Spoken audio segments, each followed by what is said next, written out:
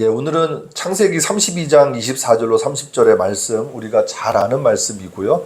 이 말씀 가지고 그 24절에 있는 구절이죠. 야곱은 홀로 남았더니 그것을 제목으로 삼아서 하나님 말씀을 함께 나누겠습니다. 여러분 혹시 자녀들을 위해서 기도하고 계십니까? 기도 많이 하고 계세요? 많이는 안 하지만 우리 기도하고 계세요? 김승모 집사님 기도하고 계세요? 저도 뭐 간혹 간혹. 우리 백원사님 어떠세요? 우리 전 집사님은 그래도 아침 거의 안 하고. 네.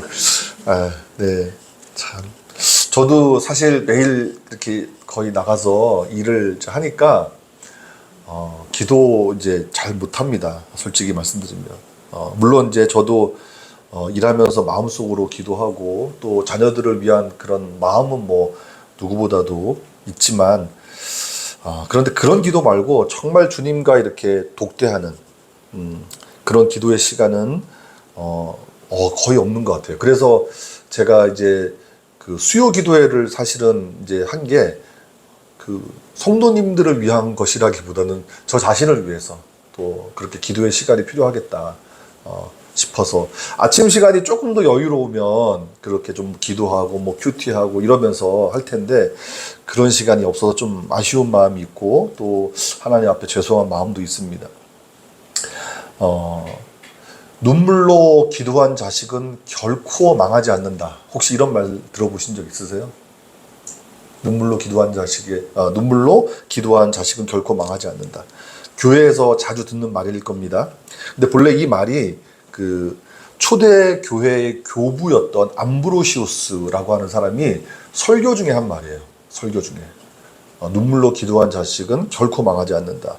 이 암브로시우스가 4세기 사람이거든요. AD 4세기 사람이니까 그 역사가 이 말의 역사가 지금까지도 이어오는 거 보면 엄청난 역사를 가지고 있는 거죠. 아주 오래된 말입니다. 이 알려지기로는 이 암브로시우스가 설교 중에 이 말을 했을 때 그 당시 회중석에 앉아있던 모니카라고 하는 여인의 마음을 흔들어 놓았다고 합니다. 당시 모니카는 큰 문제가 있었는데 특별히 아들의 문제가 있었습니다. 거의 폐륜화에 가까운 아들 때문에 정말 커다란 고통 중에 있었습니다. 이 모니카의 아들은 불량배들과 어울려서 쾌락을 즐기는 아주 방탕한 사람이었고 도둑질을 거리낌 없이 행하는 행실이 아주 나쁜 사람이었습니다. 게다가 아직 정식으로 결혼도 하지 않았는데 한 여자와 부모의 허락은 당연히 안 받았죠. 동거하면서 사생아까지 낳았던 사람입니다. 그리고 그것도 모자라서 나중에는 또 마니교라고 하는 그 당시 이단 그 사상에 빠져가지고 끝도 없는 타락의 길을 걷고 있던 사람이었습니다. 모니카는 그런 아들을 두고 있었는데 그 아들 때문에 얼마나 마음이 고통스러웠는지 힘들었는지 몰랐던 거죠. 근데 그 암브로시우스의 설교 중에 눈물로 기도한 자식은 결코 망하지 않는다 이 말을 듣고 그것을 하나님의 그 약속의 말씀으로 딱 붙들고 그 이후에 매일같이 눈물로 기도하기 시작했습니다. 하나님께서 자신의 기도를 들어주실 것을 믿고 아들의 회심을 위해서 날마다 눈물로 탄원했죠. 그렇게 기도하던 중에 모니카의 아들이 드디어 하나님께로 돌아오게 되었는데요. 그 아들이 우리가 바로 잘 아는 어거스틴, 요즘에는 아우구스티누스라고 하죠. 그 어거스틴입니다. 어거스틴은 방탕한 생활을 끝나고 그의 나이 32살 때 회심을 경험하게 되는데 그는 자신의 회심이 하나님의 은혜이자 동시에 어머니의 기도 덕분이라고 생각했습니다. 밤낮 없이 눈물로 기도했던 어머니의 은혜를 잊지 않았던 거죠. 저도 돌이켜보면 저희 어머니가 저를 위해서 또 우리 자식들을 위해서 정말로 기도 많이 하셨던 분이었거든요. 그래서 눈물로 그런 기도하는 어머니의 모습을 보면서 그 청년 시절에는 잘 깨닫지 못했는데 시간이 지나서 되돌아보니까 정말 어머니가 참 대단한 분이었구나 이런 생각합니다. 어쨌든 눈물로 기도한 자식은 결코 망하지 않는다는 암브로시우스의 말은 모니카의 기도와 그리고 어거스틴의 삶을 보면 어느 정도 증명되었다고도 할 수 있습니다. 그래서 그 이후 암브로시우스의 말은 사람들에게 진리의 말씀처럼 여겨졌고 지금 몇 년이 지난 겁니까? 4세기니까 거의 1600년 이상이 지난 지금까지도 많은 사람들이 기억하고 있는 말이 되었습니다. 특별히 뭐 다른 민족도 그렇겠지만 우리 민족은 자식에 대한 사랑이 남다르지 않습니까? 그렇다 보니까 교회 안에서 자녀를 위해서 기도하는 부모의 모습은 너무나 자연스러운 모습이 되었습니다. 그런데 여러분, 눈물로 기도한 자식은 결코 망하지 않는다는 암브로시우스의 말은 그 자체로 진리라고 할 수는 없습니다. 여러분 제 말씀을 좀 오해하지 마시고 잘 새겨 들으셔야 되는데요. 사실 암브로시우스의 말은 그 설교 중에 이 말이 나왔을 때에는 기도가 얼마나 중요한 것인지를 깨닫게 일깨워주기 위한 일종의 레토릭이었습니다. 말하자면 그리스도인들이 정말 기도해야 된다는 것을 강조하는 수사학적인 표현이었지 그 말이 그 자체로 진리일 수는 없는 겁니다. 그리고 어떤 면에서는 이 암브로시우스의 말은 상당한 오해의 여지가 있습니다. 왜냐하면 신앙의 문제는 오직 나와 하나님과의 관계이지 그 누구도 우리를 대신해 줄 수 없기 때문입니다. 어거스틴이 하나님께로 돌아올 수 있었던 것은 첫째는 하나님의 은혜이고 둘째는 어거스틴의 결단과 행동이었습니다. 그러한 사실은 어거스틴의 고백록을 읽어보면 너무나 분명하게 드러납니다. 어거스틴이 회심하기까지 정말 치열하게 고뇌하고 결단하고 행동했다는 말씀입니다. 물론 결과적으로 보면 하나님께서 모니카의 기도를 들어주신 것은 분명하지만 모니카의 사례를 들어서 부모가 열심히 기도하면 결코 자식은 망하지 않는다. 이거를 공식처럼 이렇게 확정지을 수는 없는 겁니다. 여러분 다윗과 그 아들 솔로몬을 한번 생각해 보십시오. 하나님의 마음에 합했던 다윗의 삶이 있었다고 할지라도 아들 솔로몬의 삶을 보증할 수는 없는 것입니다. 다윗은 대체로 어떻습니까? 다윗의 삶을 보면 하나님께서 기뻐하지 않는 몇 가지 실수가 있긴 했지만 대체적으로 그의 삶은 하나님께서 기뻐하시는 삶이었습니다. 그래서 다윗은 내 마음에 합한 사람이라는 그런 말씀도 있죠. 그런데 솔로몬은 어땠습니까? 솔로몬은 처음에는 하나님께서 기뻐하시는 그런 삶이었을지 모르지만 그의 말년의 삶은 전혀 그렇지 못했죠. 다윗이 그런 솔로몬의 그 말년의 삶을 원했겠습니까? 아니에요. 그래서 다윗도 이제 죽기 전에 솔로몬에게 이런 권면을 합니다. 역대상 28장 9절 말씀인데요. 이렇게 말씀합니다. 내 아들 솔로몬아, 너는 내 아버지의 하나님을 알고 온전한 마음과 기쁜 뜻으로 섬길지어다. 여호와께서는 모든 마음을 감찰하사 모든 의도를 아시나니 내가 만일 그를 찾으면 만날 것이고 만일 내가 그를 버리면 그가 너를 영원히 버리시리라. 이렇게 권면합니다. 여러분 다윗이라고 해서 왜 아들을 염려하는 마음이 없었겠습니까? 그러나 다윗은 아들을 위해서 권면하고 기도하였지만 아들의 문제는 아들 스스로 풀어가야 함을 분명히 알고 있었습니다. 그래서 마지막에 솔로몬에게 한 말이 네가 하나님을 찾으면 하나님이 너를 만나줄 것이지만 네가 하나님을 버리면 하나님도 너를 버릴 것이다. 이렇게 경고한 것이죠. 근데 솔로몬의 그 말년의 삶이 어떠했습니까? 성경이 자세하게 기록하고 있지는 않지만 솔로몬은 이방 여인들을 많이 취하면서 그 이방 여인들이 믿었던 그 우상들, 그런 이교의 신앙에 빠져서 하나님께서 기뻐하지 않는 마지막의 삶을 살았죠. 결국 아버지의 경고를 귀담아 듣지 않았던 겁니다. 오늘 본문의 야곱도 그러한 원리를 아주 철저하게 깨달은 사람이라고 할 수 있습니다. 야곱은 그 누구도 자신의 삶을 살아줄 수 없고 자신의 문제를 해결해 줄 수 없음을 분명히 알고 있었습니다. 야곱에게는 어머니 리브가의 든든한 후원이 있었습니다. 여러분 리브가가 어떤 사람입니까? 하나님 이런 축복을 받았습니다. 천만인의 어머니가 될 것이며 그녀의 후손이 원수의 성문을 부술 것이다. 이게 창세기 24장에 나와 있는 리브가에 관한 하나님의 축복인데 이런 축복을 받았던 사람입니다. 그렇다면 야곱의 인생은 보장된 것이나 다름없었습니다. 그뿐만이 아닙니다. 야곱은 아버지 이삭의 축복도 받았죠.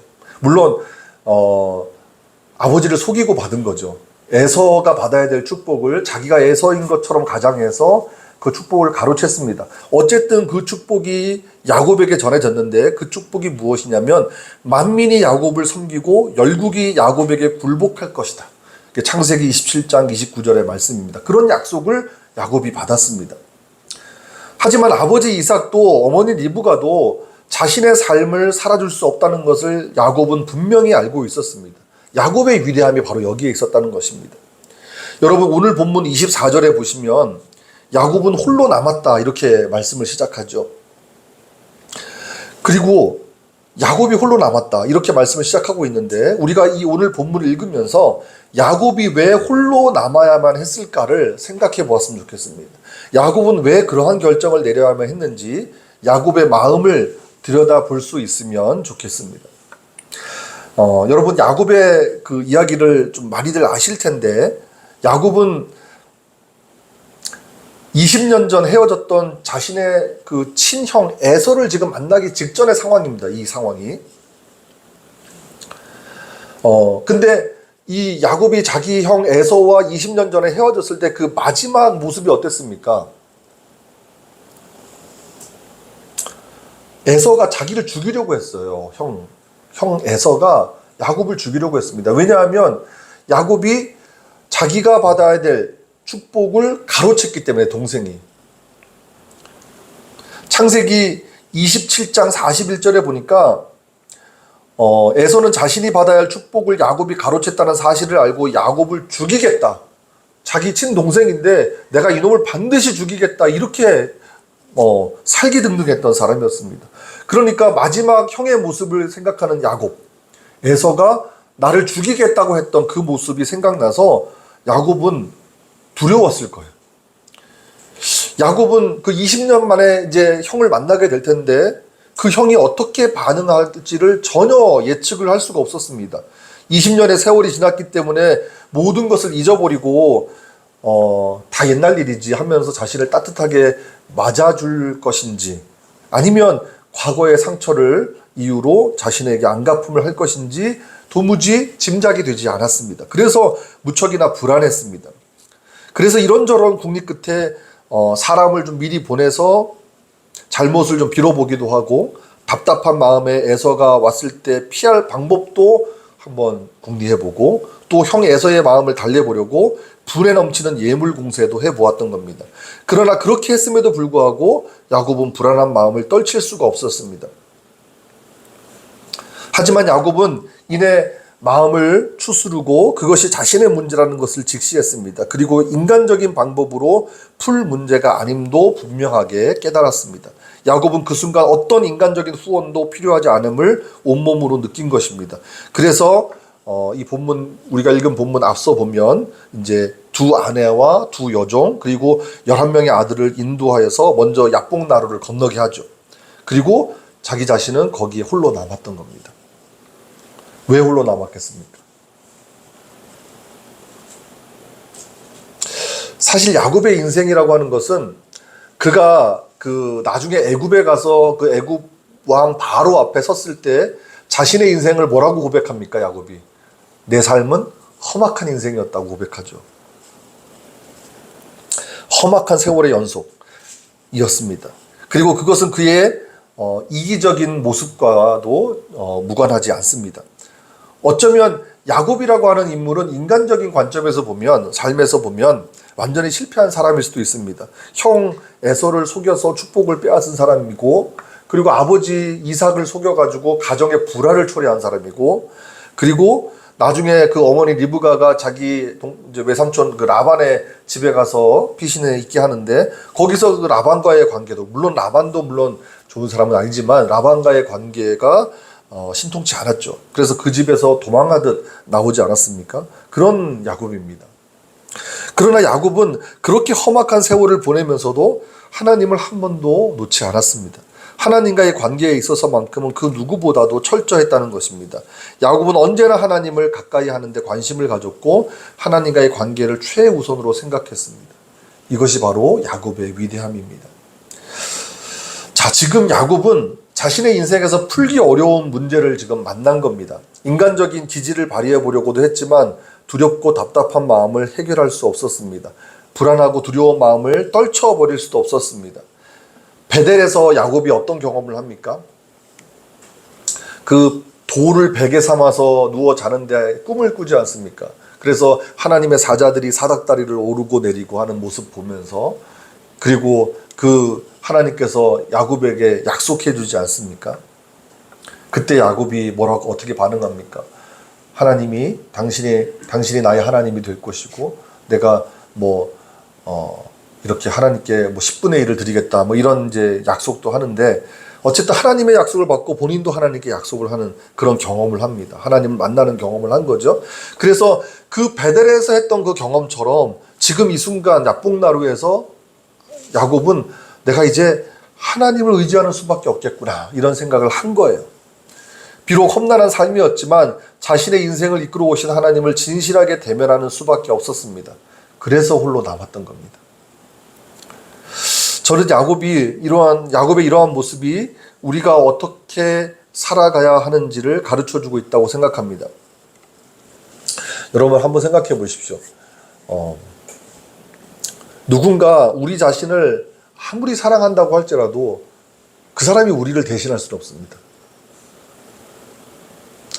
우리 자녀들 너무너무 끔찍하게 사랑스럽고 너무너무 아끼는 우리의 자녀들 아닙니까? 근데 우리 자녀들이 아파요. 너무 아파요. 밤새 이 병마와 싸우면서 고통 중에 너무너무 힘들어하고 있다고 생각해 보십시오. 그 모습을 보는 부모의 마음 어떻습니까? 내가 대신 아파줬으면 좋겠잖아요. 그런데 우리가 대신 아파줄 수가 없어요.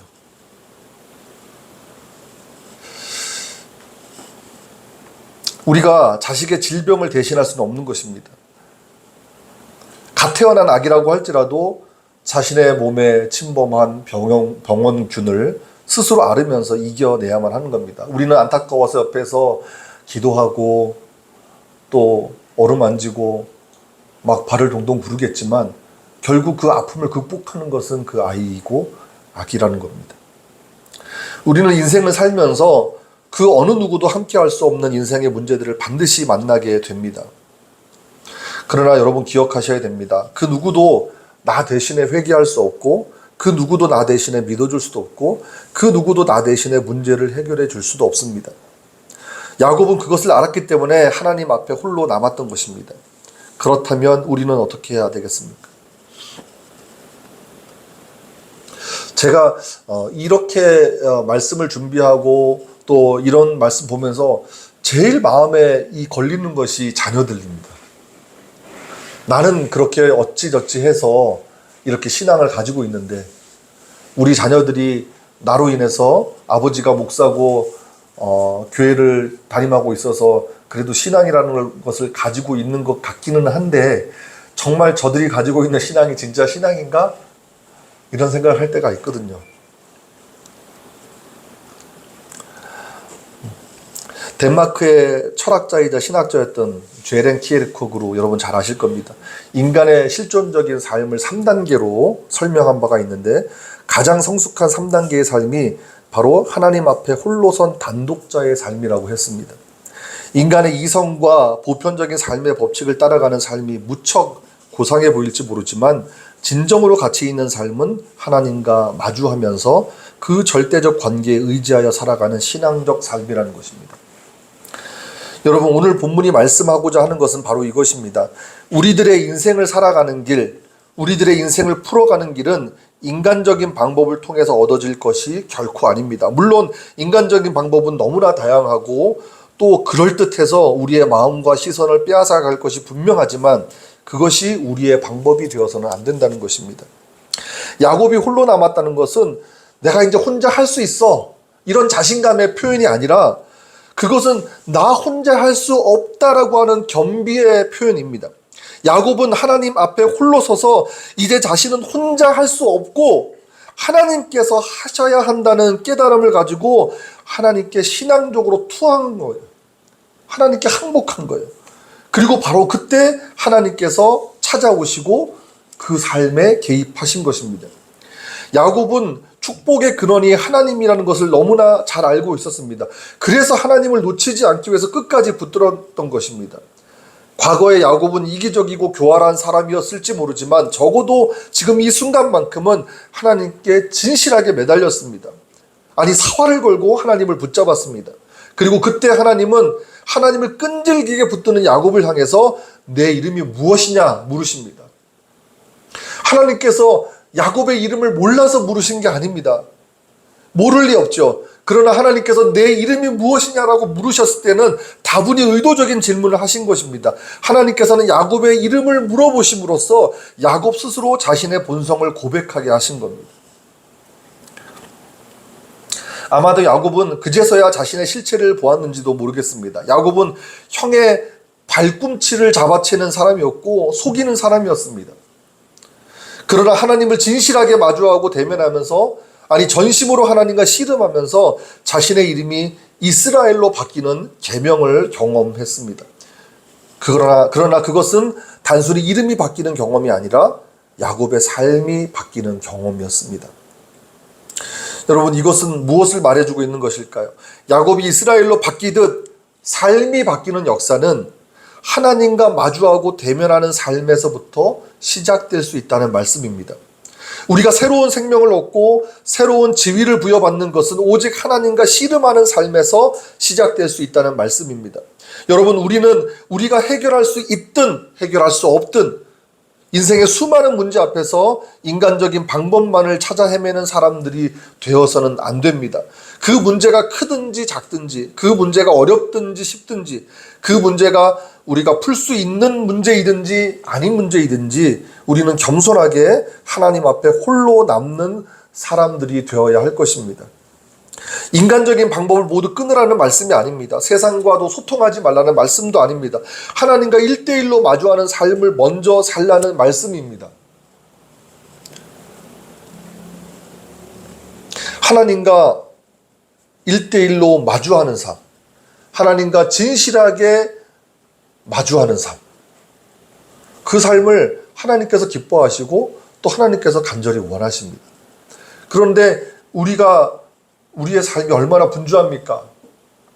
우리가 그렇게 사랑하는 자녀들을 위해서도 기도하는 시간을 충분히 갖지 못하는 우리의 현실. 여러분들을 향한 말씀이 아니라 저 자신을 향한 말씀이에요. 제가 목사인데도 불구하고 그렇게 자녀들을 위한 기도의 시간이 충분치 못하다는 것을 이번에 또 생각하게 되었는데, 자녀의 문제이든 우리가 삶에서 만나는 어떤 문제이든지 간에 그 문제를 우리가 풀 수 있든 없든, 우리에게 그 문제를 풀 수 있는 능력이 있든 없든, 그거하고 상관없이 먼저 하나님 앞에 우리의 삶을 내려놓고 하나님과 마주하는 삶을 살아야 된다는 것, 그것이 하나님께서 기뻐하시는 삶이고, 그러한 삶 가운데 하나님이 우리의 삶에 개입하신다는 것입니다.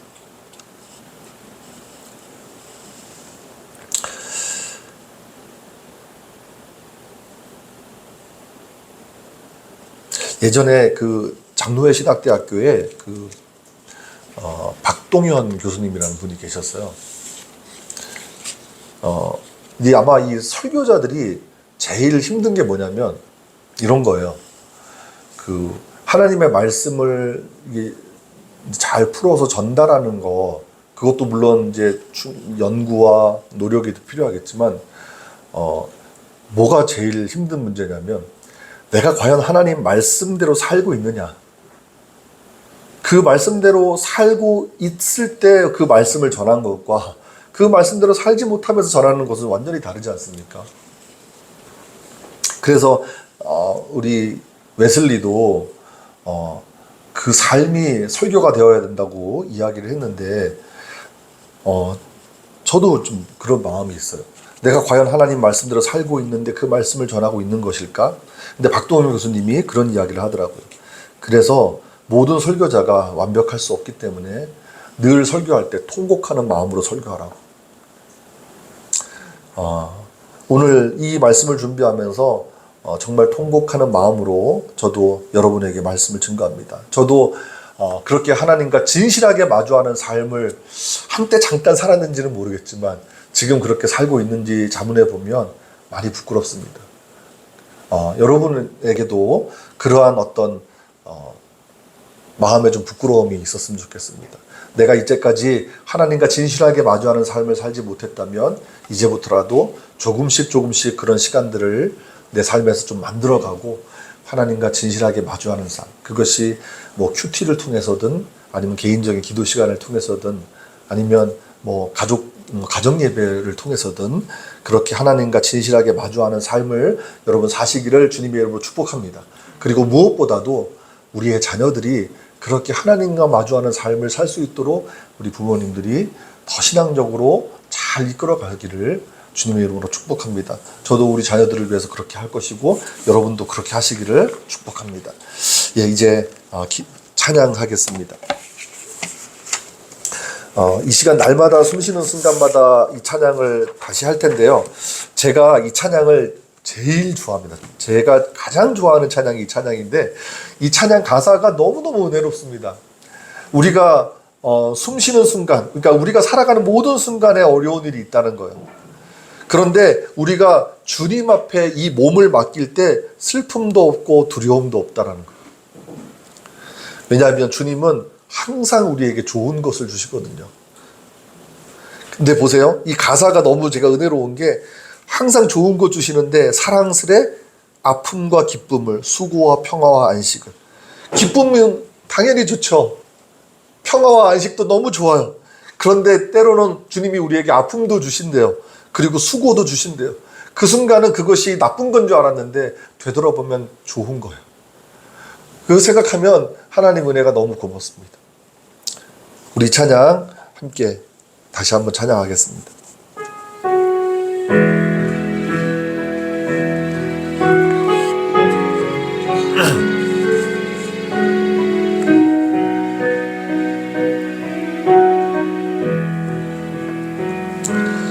날마다 숨쉬는 순간마다